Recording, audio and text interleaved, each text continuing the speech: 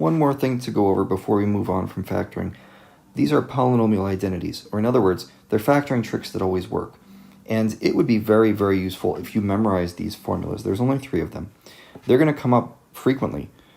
And let's just get into writing them down. You can actually derive all of these for yourselves if you want. Go ahead, pause the video. Try to use some of those trinomial factoring tricks that we went over previously with the big X. Try and figure out what some of these things work out to be.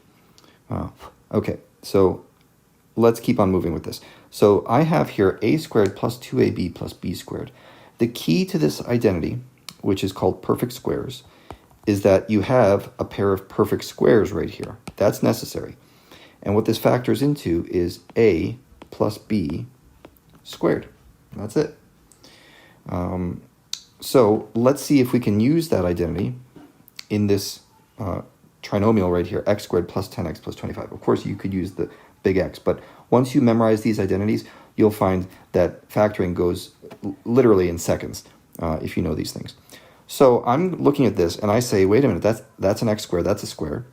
And this 25, that's also a perfect square. Maybe maybe this could work out for me. So what I do in my head is I say, okay, here, let's come over to the side here.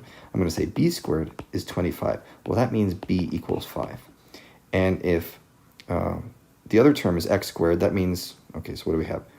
A squared equals x squared. That means a equals x. So what is 2ab? Well, that's going to be 2 times a is x times b is 5.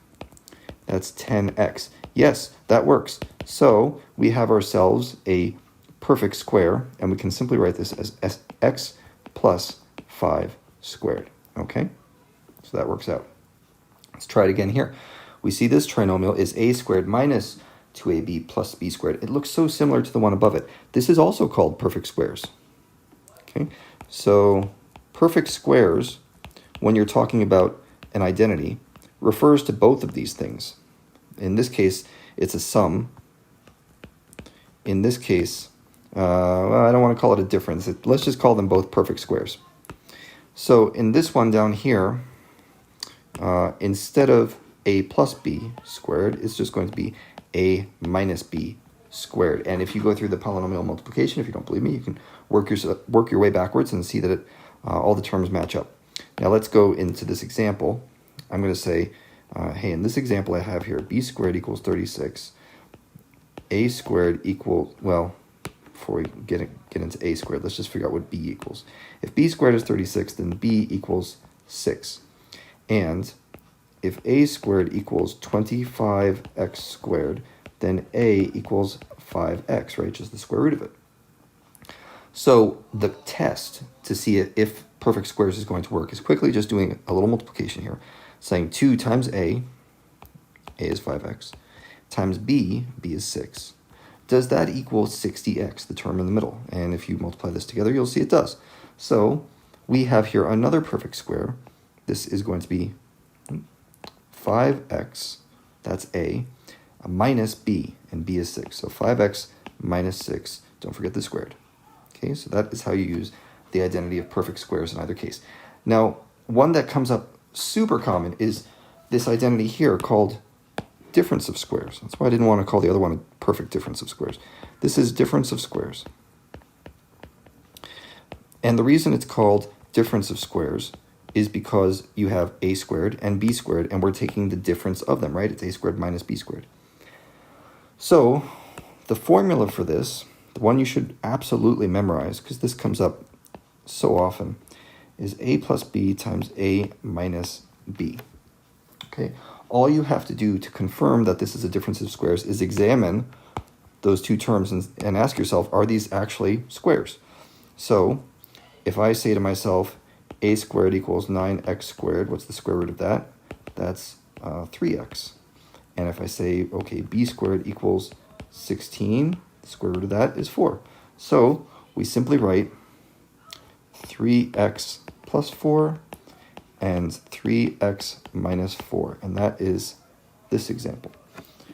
Now, let's apply these to a little bit more challenging problem, and you may look at this and your first instinct is to just, run away. It's terrible, right? I think there's actually 3 variables in here. We've got a, b, and there's a y floating around. Okay, so how do we deal with this?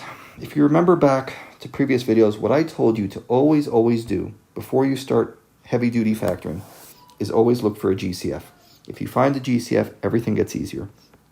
And I can tell just from looking at this that one of the GCFs is 3. I don't know if it gets to be a higher number than 3, but I know 3 is going to work because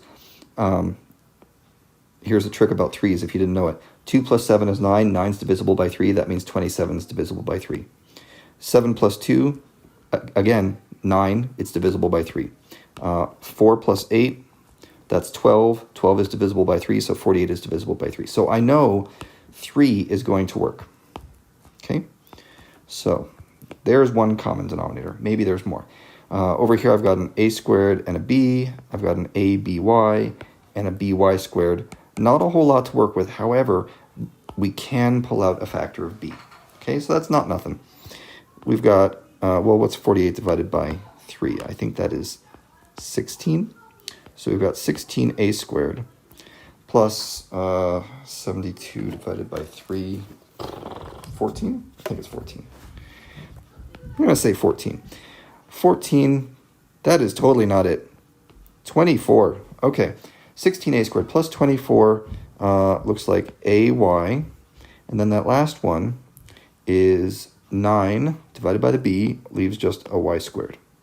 Okay, so here's my polynomial after I pulled out a greatest common factor. And let's see what we can do here. If I say that this, well, let's look. There's a common square, or a perfect square. 16a squared becomes 4a. Here's another perfect square.